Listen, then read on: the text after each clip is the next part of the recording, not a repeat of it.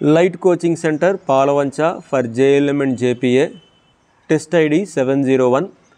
Subject to transformers. MCQ number 20. 19th MCQ lo WH is directly proportional to Bmax whole to the power of 1.6 అని ఉంది. WE అంటే eddy current loss is directly proportional to Bmax whole square. Kindly remember this one. So 20th MCQ వచ్చేసేసి the full load copper losses అంటే WCU full load value ఇచ్చిండు, అది 1600 value 1600 watts.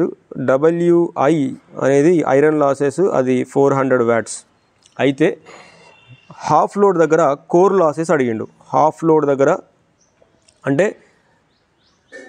Half load దగ్గర core losses అడిగిండు. Core losses is nothing but constant losses. Core loss is nothing but constant losses. అదేనా? అయితే ఇక్కడ విషయం ఏంటంటే మనము ఇందాక చూసుకున్నాం కదా, copper losses are directly proportional to current, core losses are directly proportional to voltage. కాబట్టి కోర్ లాసెస్ లోడ్ని బేస్ చేసుకొని మారవు, కాబట్టి దీని ఆన్సర్ వచ్చేసి 400 వాట్స్. 21 MCQ వచ్చేసేసి full load copper losses, that is WCI CU full load which is equal to 1600 watts. రెండోది WI which is equal to 400 watts. అయితే హాఫ్ లోడ్ దగ్గర టోటల్ లాసెస్ కావాలన్నాడు. ఫస్ట్ టోటల్ లాసెస్ కావాలంటే ముందు WCU నాకు half load దగ్గర కావాలి.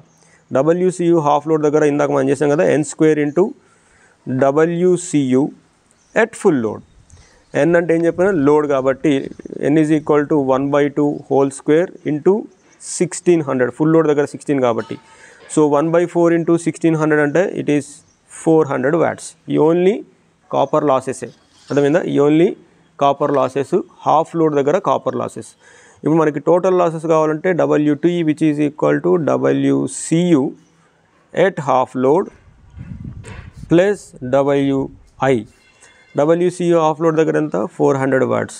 WCU WI iron loss ఎంత?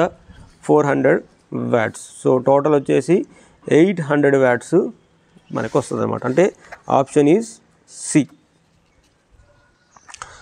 22nd MCQ వచ్చేసి silicon steel used in lamination because it reduces. Silicon steel ఇందాక రాసుకున్నాం కదా, సిలికాన్ స్టీల్ ఎందుకు?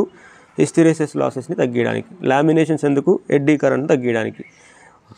23rd what is the no load current drawn by the transformer? It is 2 to 5% of full load current. It is 2 to 5% of full load current. Thank you.